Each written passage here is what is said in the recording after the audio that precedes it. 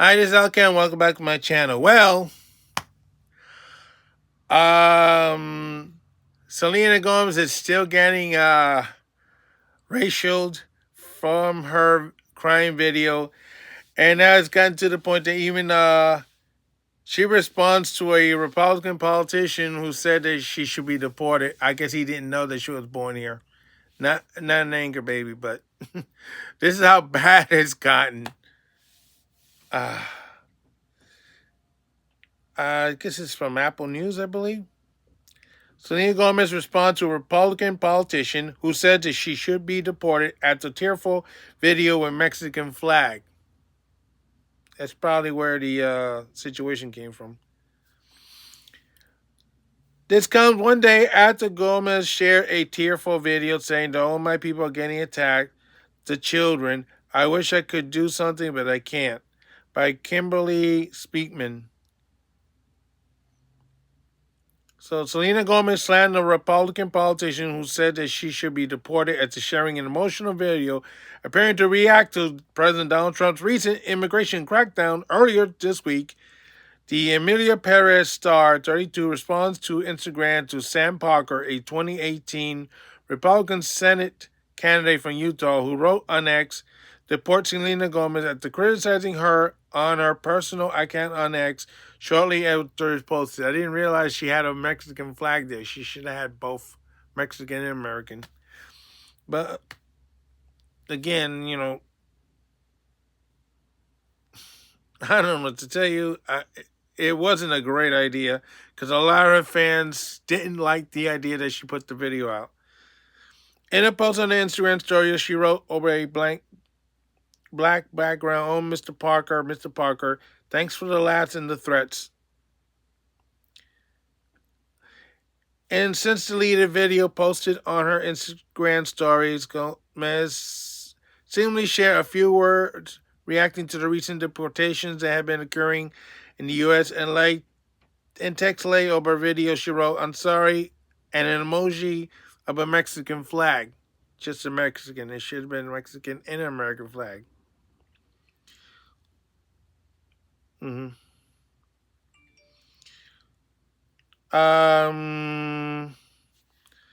So my people are getting attacked. Children, she said in the video, "I don't understand. I'm sorry. I wish I could do something, but I can't. I don't know what to do. I'm trying everything. I promise." In a follow-up post, she wrote over a blank background. Apparently, it's not okay to show empathy for people. It's just you should have been a little more specific on who you actually were more concerned about, because a lot of the people that are being deported right now are the people who are hardcore criminals. Not just they went over the border illegally, which is a crime, but they committed other crimes on top of that. From drunk driving to assault to murder to doing harm to children and so on. That was the problem. And of course, it doesn't help that the left is putting out stories that, oh, there's a school teacher in Fort Worth to call ISIS on the schools because they all speak Spanish. And ICE visited a school in Chicago when it was actually Secret Service because a threat was made on TikTok from that school. We don't know if it was an employee, a student, or whatever. And they keep saying it was ICE, and it's not ICE. And of course, at the same time, she's trying to help the victims of the wildfires in LA. So it's hard to do two things at once. But she's balancing that. She's balancing what's going on with Hollywood. She's got 13 movie got 13 nominations. She's fighting lupus. She's engaged. She's coming out with new music. It's not coming out right now because with all the stuff going on. But still, her staff shouldn't have allowed that video to go out. I mean, that was crazy. Okay, so the countdown musician post came after one day after 956 people were arrested in a nationwide immigration crackdown. the most since Trump took office on January 20 for ICE via the BBC. There are 956 reported arrests on Sunday, 286 arrests on Saturday, and 593 arrests on Friday, according to the outlet. As for Migration Policy Institute via BBC, former President Joe Biden executed 1.5 departures during his first 4 years, a number which mirrors the deporting number in Trump's first term. Yeah, but it's a small number, and Trump is probably going to overshoot that. Gomez, who previously produced a Netflix documentary, Living Underground, which centered on lives of undocumented families in the United States, had been outspoken in her advocacy for immigration, especially as her family had experienced it. In an emotional co-op for Time in October 2019, she shared that her aunt was the first out of her family to cross the border from Mexico in the U.S. in the back of a truck in 1970, according to the singer. Her grandparents followed, and her father was born in Texas soon after. Undocumented immigration is an issue I think about every day. I never forget how blessed I am to have been born in this country, thanks to my family and the great circumstances, he wrote in the co-op. The only murders in the building star noted that her story wasn't the norm and shared what watchable footage about the 8 subjects living undocumented. When I was reading the news headline or seeing debates about immigration rage on social media, I feel afraid for those in similar situation. I feel afraid for my country. Well, the thing is, again, she should have put Mexican and American flag because that's both our countries. The crying part, she should have left out. Explain herself a little better to avoid getting criticized by her fans over this. She did take it down. But, other people like Adam Carolla, with the wildfires, he's doubling down on absolute nonsense. And he's still, debating where,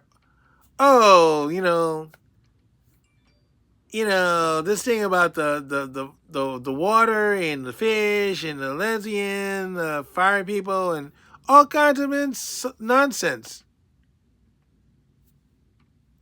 The fact is this: just like with the wildfires, there's stories being spread about the immigration.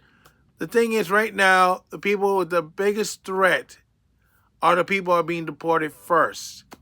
That means the people who still have a case in the system, they don't have a deportation notice, they're safe for now. Those are the ones you should be more concentrated on and avoid a problem there. Once the wildfire situation is over, she can do that. She can go with a group and help them out in something. We're not saying that she should be hiding people or anything like that, but we're saying that, if you're going to do this, do it the correct way and you wouldn't get criticized. And I'm sorry, sis, I love you very dearly, but that was a very bad idea. I would never put a video out like that. Sorry. I mean, I get emotional about my wife. That's why that dress is right there behind me as a reminder. This was her room. She was sick with lupus. And whether it was the COVID or the vaccine that did her in, Anthony Fauci is still getting the finger pointed at him. So, my crying is not going to solve anything. And it didn't help you on the video. And this is not the first time she was involved in controversy with a subject like this. Every time there's an issue with the Israeli and the Palestinians, she puts a video out and she gets hammered. But the thing is this: there are good people and bad people when it comes to immigration. I know you want to protect the good people who came over the border illegally, but you shouldn't be mixing the good and the bad all together. Let the bad people get deported without a problem. If the good people can solve their immigration problem and they get a green card, or they have to go back and come back later another time because if they wait too long and they don't have that green card, they should go back and avoid the 10-year penalty. That's all that is. If you cross illegally, that's all you're getting charged is getting crossing illegally. If you hadn't committed any crime, now you got to wait 10 years to get in. And I don't know what the other stuff is involved in immigration, but the fact was, was not a good look for her. It was not a great idea. Her people should have stopped her from putting that video out. And who I mean her people? Her staff. Because they also are involved in with the Instagram post. That's what this should have happened. They should say, well, I don't think this is a great idea. Maybe we should change it, or not put it in at all, and avoided a lot of problems. Getting backlash from her fans, well, that was probably a bit of a shocker for her. But then look at what happened with Taylor Swift when she announced that she was supporting Kamala Harris and Tim Walz. It wasn't just the endorsement, it's how she explained how she liked Tim Walz, and that didn't sit too well, did it? I mean, an example, every year my supermarket put out these calendars, and a bunch of them is Taylor Swift's calendars. Usually that will sell out right away every year. Not last year. As soon as she did that and the calendars came out, nobody was buying them. It would be until late December that they even sold one calendar. By the time early January came, the final calendar was sold. So, yeah. This is just a lesson she's going to have to learn and not to do that again. Anyway, this is Alcan saying so long for now. Don't forget your stop.